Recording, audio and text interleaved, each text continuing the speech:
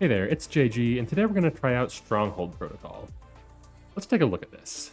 Let's see. 1, 2, 3, 4, 5, 6, 7. There are 9 pages of explainer graphics. And there's more in here. Let's see. 4 and 1, 2, 3, 6 over here. Okay, there are 19 pages of explanation on this 4-week game mode. Hypergryph. I think you might have overdone it on this one. This one is the Twilight Imperium of Arknight's game modes.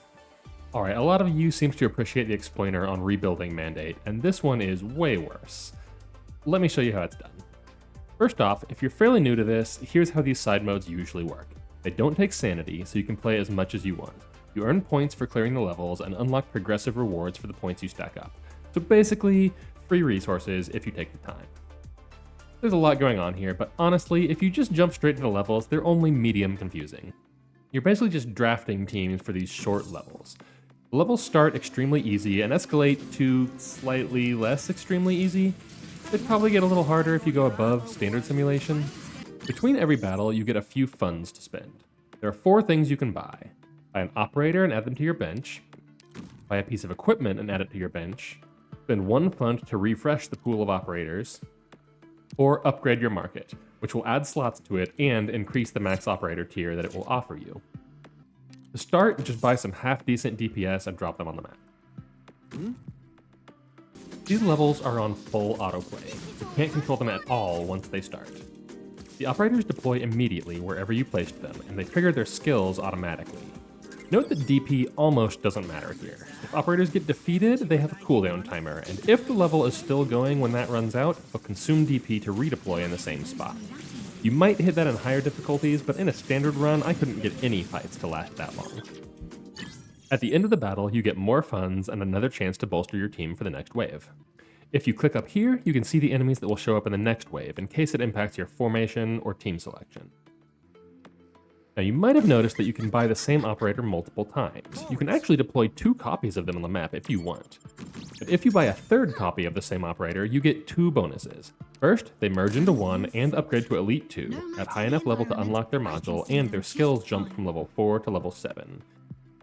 Second, you get to recruit 1 operator for free, from a tier 1 level above your current market level. Equipment is similar. If you buy a 2nd copy of an equipment you own, it merges with the 1st copy and becomes more powerful. Drag equipment onto operators to equip it. You can't remove it normally, but if either the operator or the equipment gets merged, it gets removed, and you have a chance to add it to someone else. Each operator can hold 2 pieces of equipment. 2 more quick notes. First is this freeze button. Normally the market will refresh at the end of the level, but if you click freeze, you'll get this same set of items when the level is done. So if you spot an operator you want but can't afford, maybe a 2nd or 3rd copy of an operator, you can freeze the market and pick them up again when you have more funds. If you're low on funds but not out, spend the last few on refreshes to see if you get a market worth saving for the next round. The other way to grab something you can't afford is to sell operators. You can sell operators from your bench for 1 fund each. Funds don't carry over between rounds, so only do this when you need funds right now.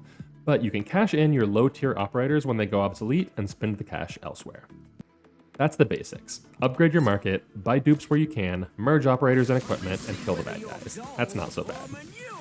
After a dozen or so stages, you get a boss. The boss will be completely stationary, so be sure to move all your operators where they can hit them. The last stage is more tower offense than tower defense. Honestly, you could ignore the rest of the mechanics and just play with this level of knowledge and get all the rewards here, but let me quickly cover all the unnecessary depth here. First, alliances. What are they all about? Each run, it selects a few of these alliances, like Yan or Kierag. These influence which operators will be available to you in the run. Only operators who fit 1 or more of these get included. If you recruit and deploy a certain number of operators from that alliance, usually 2 or 3 depending on the alliance, it will trigger a bonus, usually just for that alliance.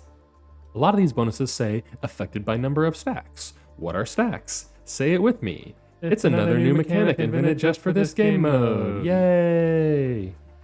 Operators have a new attributes tab on their character info, and attributes are, you guessed it, another new mechanic invented just for this game mode. Some operators have an attribute that adds stacks. May, for instance, adds stacks to both her alliances every time you obtain or upgrade her. Your leader can also add stacks. What's your leader? It's, you know, another new mechanic. Stop. Get help. When you start the simulation, you pick one of these strategies, and they control your initial life points and give you some other abilities. Of the initial options, I'd recommend Warfarin. She'll add bonuses and you won't have to think very hard, and why is there a timer here? This is a single-player game mode. Hypergryph, who hurt you? Okay, so what operators show up here? There's a fixed pool of operators for this game mode.